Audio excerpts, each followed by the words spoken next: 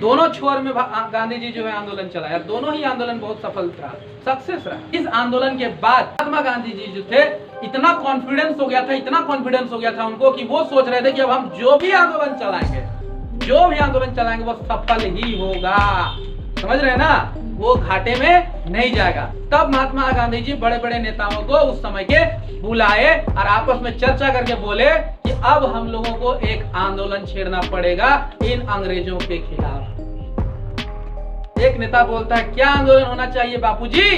तब महात्मा गांधी जी बोलते हैं एक ऐसा आंदोलन जो कि अहिंसा से हो, यहाँ पर हिंसा की कोई जगह नहीं होगी। और इस आंदोलन में अगर हमारा ध्येय, हमारा उद्देश्य अगर सच्चा है, तो अगर हमारा उद्देश्य सच्चा है तो अपनी बात को अगर हम सच्चाई पूर्वक अंग्रेजों के सामने रखेंगे तो उनको हमारी बात मानने के लिए वे बाध्य हो जाएंगे। और महात्मा गांधी जी चाहते थे कि कोई अगर आपको हिंसा करे तो आप हिंसा मत करना। समझ रहे हैं? हिंसा मत करना, जवाब मत देना, और आप अंग्रेजों को इग्नोर करने की कोशिश करना और अपनी बात को सच्चाई पूर्वक उनको रखो। और इस आंदोलन का नाम था रॉलेट एक्ट सत्याग्रह आंदोलन, रॉलेट एक्ट सत्याग्रह मूवमेंट। समझ गए ना? और इस आंदोलन को जो है चलाया गया महात्मा गांधी के द्वारा। और ये आंदोलन जो है चला, बहुत जगह पे चला, लोग जुलूस निकालते थे, रोड पे निकलते थे और अंग्रेजों का इस कानून का विरोध करते थे। रॉलेट एक्ट का बहुत विरोध हुआ इस टाइम का। अब अंग्रेज लोग जब देखे कि उनका तो बहुत विरोध हो रहा है, हर जगह हो रहा है, महात्मा गांधी जी का पॉपुलैरिटी या फेमस इतना ज्यादा वो फेमस हो गए थे कि पूछो मत। मधुमक्खी को भी बोलते थे कि यहाँ उड़ो ना रे, तो मधुमक्खी भी जो है महात्मा गांधी की बात में आके उड़ जाता था। गांधी जी की बातों में इतना शक्ति था कि जिनको और जितनी बजे भी उनको आंदोलन में बुलाया जाता था तो वे लोग चुपचाप महात्मा गांधी जी के बातों में आके आ जाते। आज भी हमको याद है, मेरी दादी हमको बताई थी कि सिमडेगा है, यहाँ पे महात्मा गांधी जी उस टाइम आए थे। अब सिमडेगा में जब आए थे तो यहाँ के लोग भी पैदल गए थे सिमडेगा महात्मा गांधी जी का भाषण सुनने, और कहते थे महात्मा गांधी जी उस टाइम पे धोती ही पहनते थे, समझे ना, और कुछ उनका कपड़ा बदन पे नहीं था। उनका कहना था कि मेरा देश गरीब है तो हम कपड़ा क्यों पहने।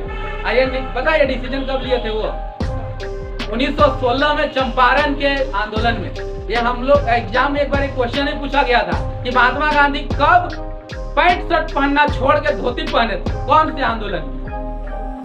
चंपारण आंदोलन। क्योंकि वहां जब बिहार में जाके देखे वहां गरीब लोग थे, फिर महात्मा गांधी जी सोचे कि जब मेरा देश गरीब है तो हम इतना ज्यादा कपड़ा क्यों पहने। ठीक है, तो फिर वो भी जो है सिर्फ धोती पहन के रहते थे, है ना।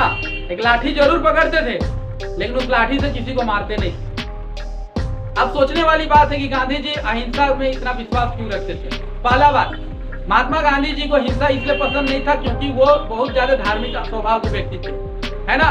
वे जो भजन में ज्यादा विश्वास भी रखते थे। दूसरा बात यह था कि वे अच्छी तरह जानते थे कि अंग्रेजों के पास आधुनिक हथियार थे उस समय के। अगर कोई वायलेंस करेगा, हमारे भारतीय लोग अगर हमला करेंगे तो गांधी जी को पता था कि अंग्रेज लोग सीधे गोली मार देगा और भारतीयों का एक तरह से कत्ल हो जाएगा, जान चली जाएगी।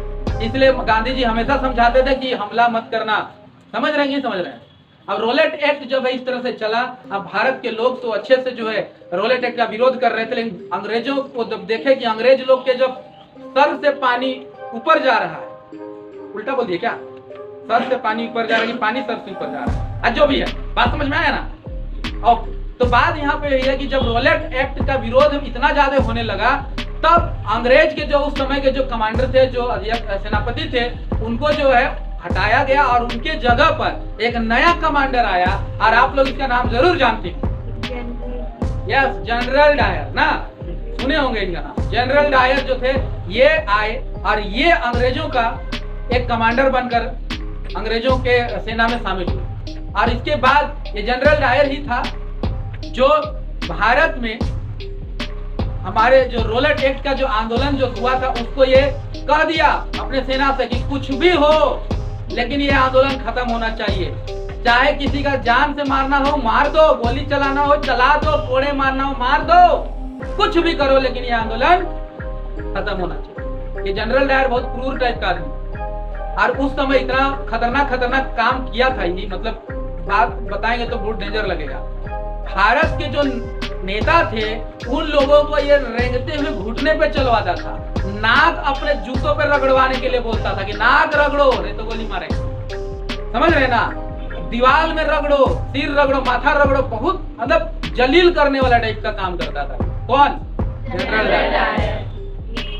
बहुत ज्यादा बदमाश, यस बहुत ज्यादा बदमाश था ये। एक तरह से कहे तो भारत उस समय जो है फिर भी लोग जो है अपना जारी रखते हैं विरोध, लेकिन जैसे ही देखते हैं कि जनरल डायर क्रूरता पूर्वक सबको मार रहा है ना, किसी को नहीं छोड़ रहा है, जेल में डाल रहा है, तो लोग थोड़े से डर जाते हैं और पूरे शहर में मार्शल लॉ लागू कर दिया जाता है। ठीक है, ये घटना कहाँ की हो रही पता चल रहा है कि नहीं चल रहा है? जालियांवाला बाग। कहाँ है ये जालियांवाला बाग?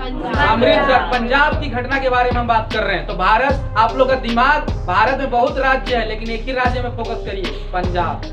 ठीक है, पंजाब में जो है अमृतसर में ये घटना चल रहा था। और उस समय जो है उस समय जब अंग्रेज लोग मीटिंग किया और सबको हमला करते गए, और 10 अप्रैल 1919, याद रखना ये डेट, 10 अप्रैल 1919 को एक बैठक था जहां पे भारतीय लोग मीटिंग कर रहे थे। और इस मीटिंग में जब पता चला जनरल डायर को, तो जनरल डायर के सेना लोग उस मीटिंग में जो है अंधाधुन गोली चलवा देते हैं, और जिससे बहुत से भारतीय लोगों की जान चली जाती है।